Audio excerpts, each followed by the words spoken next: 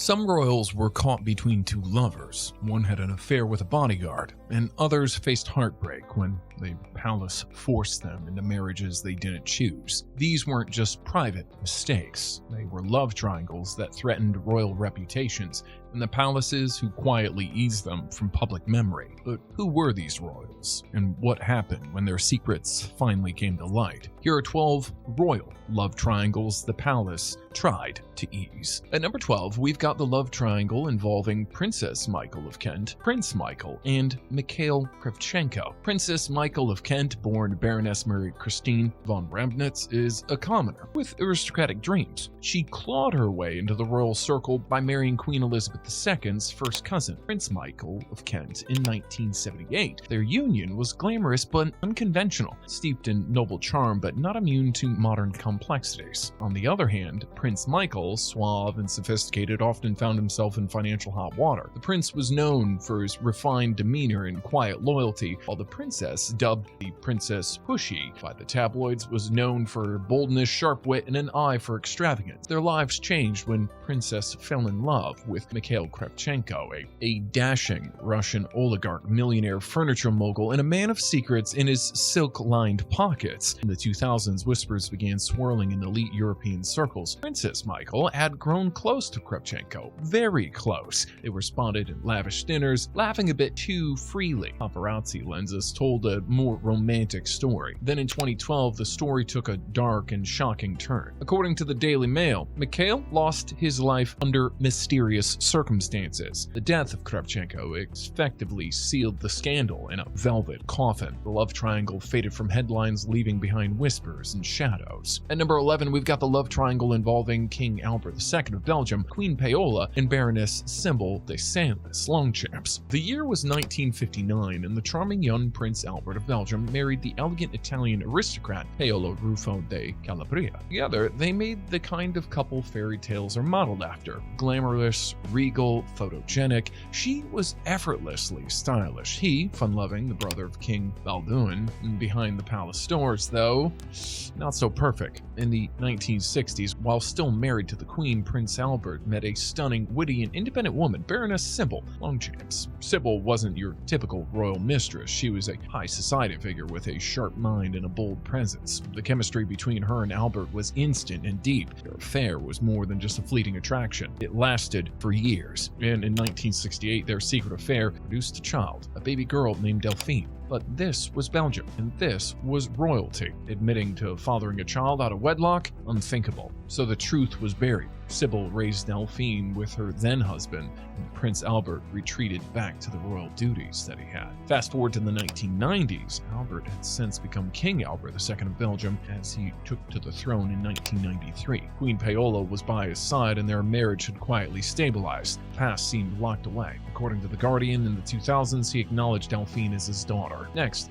we have the love triangle involving Princess Caroline of Monaco, Prince Ernst of Hanover, and Chantal Haculi. The story began with Chantal, a stunning Swiss heiress, daughter of a wealthy chocolate magnate, and Prince Ernst of Hanover, direct descendant of King George III of Britain and the head of the defunct but still titled House of Hanover. Chantal and Ernst married in 1981. She was chic, witty, and fabulously rich. He was a royal, rugged, and had a reputation for, let's just say, quote, aristocratic bad boy energy. The couple had two sons, Prince Ernst Jr. and Prince Christian. On the outside, it was champagne and castles, but inside, cracks were forming. Enter Monaco's royal rebel, Princess Caroline of Monaco, daughter of Grace Kelly and Prince Rainier III. It was already European royalty with a tragic past, but in the late 1990s, she re-emerged and the rumors started. She and Prince Ernst, still married to Chantal at the time, were seen vacationing together, often with their respective children. Photos surfaced of them looking very cozy. European tabloids lost their minds. By 1997, the affair was undeniable. Ernst and Chantal divorced that year after 16 years of marriage. Insiders say Chantal was devastated, but Ernst wasn't looking back. According to the Royal Watcher, just months after his divorce, Ernst married Princess Caroline in a quiet civil ceremony in Monaco, January 1999. Think you've heard the royal drama? Just wait till you hear about the queen who faked her affair and still got dumped. At number 9, we've got the love love triangle involving King Carl XVI Gustaf of Sweden, Queen Silvia, and Camilla Hennemark. In the late 1990s, whispers began to circulate about King Carl XVI Gustaf's private life. These whispers turned into a roar in the 2010 publication of the Den Village Monarchen, or The Reluctant Monarch, a biography that alleged the king had a year-long affair with Camilla, a Swedish-Nigerian pop singer known for her role in the band Army of Lovers. Hennemark, also known by her stage name La Camilla, was not just a pop icon but also a model and an actress. The book claimed that the king was so enamored with her that he considered abandoning his royal duties to live with her in a remote island surviving on coconuts, a detail that captured the public's imagination. According to the biography, Queen Silvia was aware of her husband's affair. The book suggested that while she knew about the relationship, she felt powerless to intervene as the king was, quote, in love like a teenager. While the allegations came to light, the king did not give a direct denial. Instead, he addressed the situation with a veiled response. According to CBS News, this response was seen by many as an implicit acknowledgement of the affair, further fueling public interest and media scrutiny. Next, we have the love triangle involving Princess Haya of Jordan, Sheikh Mohammed of the UAE,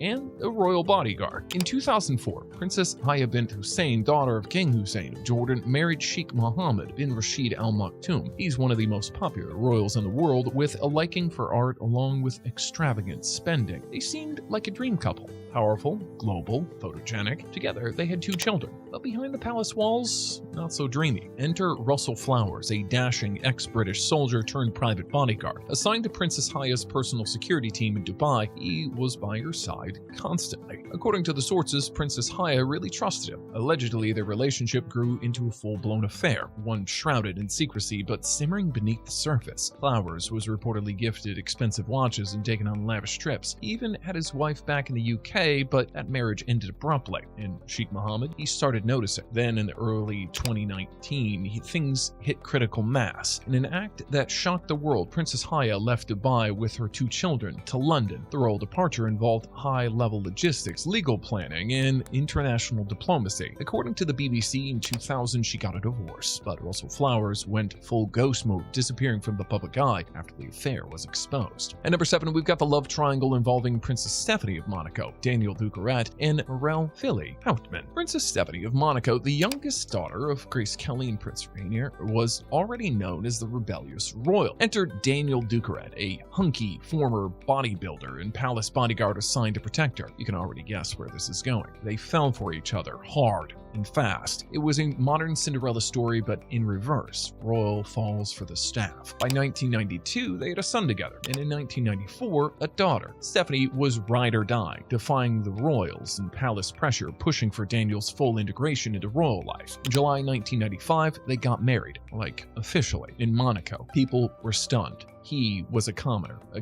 guy from a gym turned prince-in-law. Morel Philly Houtman was a Belgian model and former Miss Belgium. She and Daniel reportedly had a thing even before he got serious with Stephanie. But even after marrying into royalty, Daniel's extracurricular interests, let's say, didn't exactly retire. Just a few weeks after their wedding, Daniel met up with Philly at a villa outside of Monaco. What did he know? Philly came with a paparazzi photographer and a video camera. Boom, in September 1995, the tape dropped like a cultural phenomenon. According to the Chicago Tribune, Stephanie kicked Daniel out a few days later, and divorce quickly followed. Power, betrayal, and forbidden love. These royal love triangles weren't just scandalous, they literally changed history. Buckle up, it's about to get messier than a palace group chat. Next, we have the love triangle involving Princess Madeleine of Sweden, Jonas Bergström, and Tora Upströmberg. In the early 2000s, Princess Madeleine, the youngest daughter of King Carl XVI Gustaf and Queen Silvia, was living her best royal life, glamorous, well-educated, and widely considered one of Europe's most beautiful princesses. Enter Jonas Bergström. He was no random commoner. Jonas was a handsome, athletic, ambitious lawyer from a well-connected family. The two met in 2002 and quickly became an item. They looked perfect together. Elegant, sporty, the ultimate golden couple of Sweden. And by August 2009, after nearly 7 years of dating, they were officially engaged. But behind the glam shots, something icy was cracking. In early 2010, Norwegian magazine Seaghard dropped the news that Jonas had allegedly cheated on Madeleine with a Norwegian woman during a ski trip at a luxury resort town where the couple often vacationed. The other woman, a 21-year-old college student named Tora Upstromberg, working part-time as a waitress at the resort. According to Hello Magazine, in April 2010, barely 8 months after the engagement was announced, Madeleine dumped him. But you should know, not just dumped him, Madeleine left the country. Like a true heartbreak heroine, she packed up and moved to New York City. There, she laid low, focused on her charity work, hit Manhattan social scenes on her terms, and turned into a Swedish version of a post-breakup Beyoncé album. At number 5, we have the love triangle involving Maha Vajiralongkorn, Queen Sofía, and consort Sininat. After sending his third wife, Sri Rashmi, into exile in Vajiralongkorn's life, another figure was rising in the shadows. Sofía, a former Thai airline flight attendant turned elite bodyguard and Vajiralongkorn's close personal security detail. Yep, she had his back, both professionally and, soon enough, romantically. For years, their relationship simmered just behind palace gates. Then, in a plot twist fit for a telenovela, Vajiralongkorn himself married her in 2019, just days before his coronation. She was crowned Queen Sofía, Thailand's official consort and queen consort. From flight attendant to royal protector to queen? That's a glow-up no reality show could write better. But hold up, just when everyone thought that the drama was dying down, enter the wild card. Sininat Vongvajirapati. Young, confident, military-trained, and striking. In July 2019, just 2 months after marrying Queen Sofía, King Vajiralongkorn made Sininat his royal noble consort, the first woman to hold such a title in almost a century. He revived an archaic royal rank to give her a throne-adjacent seat. In a palace ruled by hierarchy, that was huge. Suddenly, the monarchy had a modern-day love triangle, public and political. But in late 2019, things got messy. The palace abruptly stripped Sininat of her titles. According to the BBC, in 2020, the king reinstated her, hence the power struggle that this love triangle caused continues to today. Next, we have the love triangle involving King Juan Carlos I of Spain, Queen Sofía, and Karina Jusein Wittgenstein. In the 1960s, a glamorous young Princess Sofía of Greece marries Juan Carlos, dashing Spanish royal who would eventually become King Juan Carlos I of Spain. Their union was meant to be a symbol of strength and continuity for post-Franco Spain. But even from the early days, insiders whispered that this was more of a political alliance than a love match. Sofía was composed, educated, and devoted to the royal duty. Juan Carlos, charismatic, adventurous, and a bit of a ladies' man. Over the years, the cracks in their marriage widened, hidden behind the palace gates. Fast forward to the early 2000s. In an elite hunting party, Juan Carlos meets Karina, a savvy Danish-German businesswoman, jet-setter, and aristocrat by marriage. She was smart, multilingual, well-connected, and not afraid to move in power circles. They hit it off really well. Karina became much more than just a friend. She accompanied the king on official and private trips, often under the radar. Then in 2012, when Spain was reeling from a financial crisis, the news broke. According to the New Yorker, King Juan Carlos had flown to Botswana on a lavish trip with Karina, making the public livid. By 2020, the pressure was so intense that Juan Carlos left Spain. He now lives in Abu Dhabi. And if you think that love triangle got messy, the next 3 ones will make your head spin. At number 3, we've got the love triangle involving King Charles of the UK, Camilla, and the Lady Diana. Once upon a time, in a 1981 fairy tale, the world watched a shy 20-year-old nursery teacher named Lady Diana Spencer marry Prince Charles, heir to the British throne. The wedding was televised. The dress had a 25-foot train, and the public was swooning. They were the perfect couple. But behind the glitz, red flags flapped harder than Union Jacks on Coronation Day. Charles, then 32, had already loved and lost a woman named Camilla Shand, later Camilla Parker Bowles. They had dated in the early 1970s, but royal advisors and social expectations deemed her an unsuitable match. She was an aristocrat enough and wasn't a political pick. So Charles married Diana. Camilla married Andrew Parker Bowles. But Charles never emotionally left Diana. Diana once said, quote, "There were 3 of us in this marriage, so it was a bit crowded." Still, Diana pushed on. 2 sons followed, Prince William and Prince Harry, and for a brief moment, they looked like the picture of a royal family bliss. But the cracks widened. Charles rekindled his emotional and physical romance with Camilla in the 1980s. Then after Diana's tragic demise in 1997, Charles and Camilla went low-key for years. Then, in 2005, Charles finally married Camilla, and she eventually became Queen Camilla in 2023.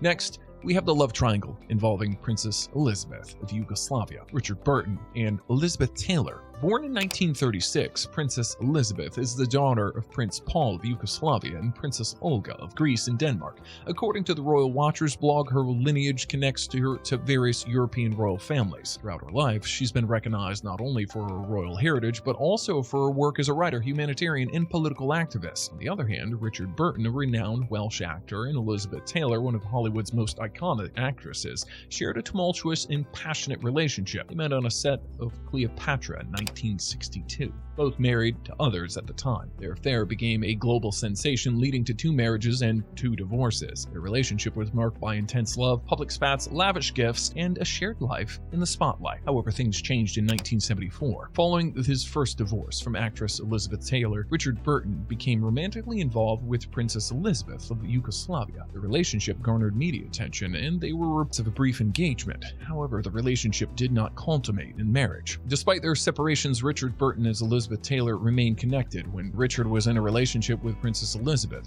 they remarried in 1975 but divorced again in 1976. Princess Elizabeth continued her endeavors in writing, humanitarian work, and even ran for office in Serbia. And at number 1, we have the love triangle involving Princess Anne, Captain Mark Phillips, and Heather Tonkin. Princess Anne, the only daughter of Queen Elizabeth II, was known not just for her no-nonsense attitude, but also her equestrian talent. Enter Captain Mark Phillips, a dashing army officer and skilled horseman. Sparks flew not just at the palace gala, but in muddy boots and in saddle seat. They married in 1973 at Westminster Abbey in a nationally televised ceremony that drew millions of viewers. A fairy tale match of royalty and rugged charm, but behind the royal smiles, their marriage was under strain. The couple drifted apart, not in tabloids, but in cold, quiet spaces between public appearances.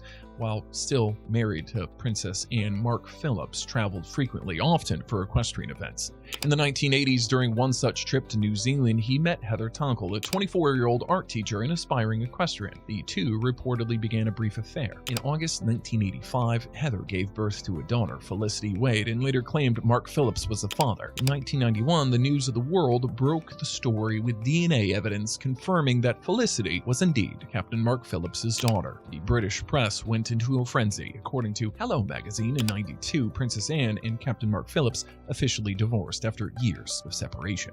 And with this, we wrap this video. We hope you enjoyed the video. If you find our channel interesting, then subscribe to it. Thank you, and we'll see you in the next one.